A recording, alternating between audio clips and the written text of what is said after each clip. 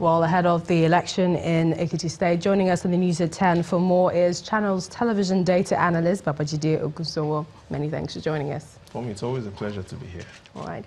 In less than 7 days, voters in Ekiti State will peacefully queue to cast their vote. Should we expect a high voter turnout? I think we should.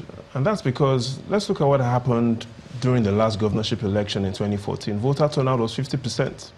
Fast forward a year after 2015 presidential election, voter turnout increased to 58%. So we've seen the most two recent elections in Ekiti, we've seen voter turnout of above 50%. But Millicent, here's the question voters are asking, and indeed all Nigerians are asking: who will win next week's election?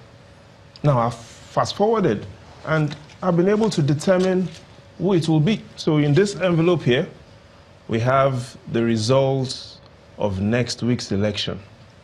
So can we trust you? I mean, you're talking like you're Mystic Marcus now. Oh, with all certainty, here is the result. And I think you should read it out.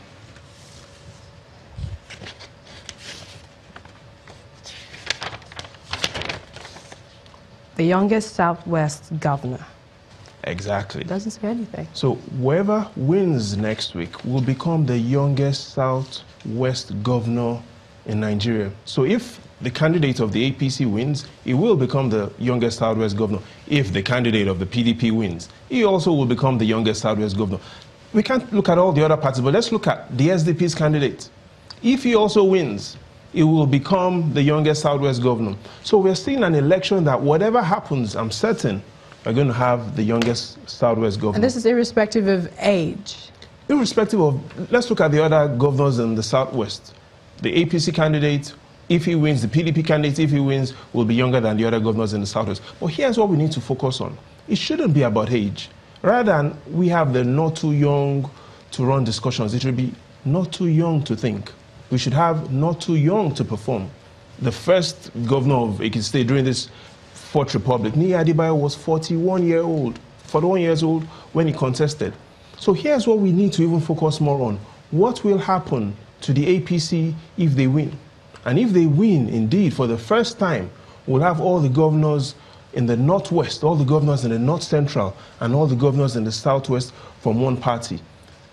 This is why this is important. 60% of all PVCs are in these three zones. However, if the PDP candidate wins, then the PDP will still have 11 states, but what it does is it gives them the momentum and energy to look forward to what will happen when the Osun State election comes in September. Don't forget, INEC has opened all the windows, saying that in the next 6 weeks, parties can start conducting their primaries. So the next 6 weeks, not just next week, will be interesting. INEC also recently revealed that there are over 250,000 uncollected voter cards. Now, some people are wondering, is this a sign of voter apathy or frustration? So one way to look at it is, yes, there are over 250,000 voter cards. But here's the fact. We have more people that have registered and collected their voter's card than others. In simple terms, the challenge isn't people aren't collecting their voter's card, it is people are not registering. Because 6 out of 10 of those who've registered have collected their voter's cards. The challenge is in Ekiti today, you have 1.8 million eligible voters. However, only half have registered to vote.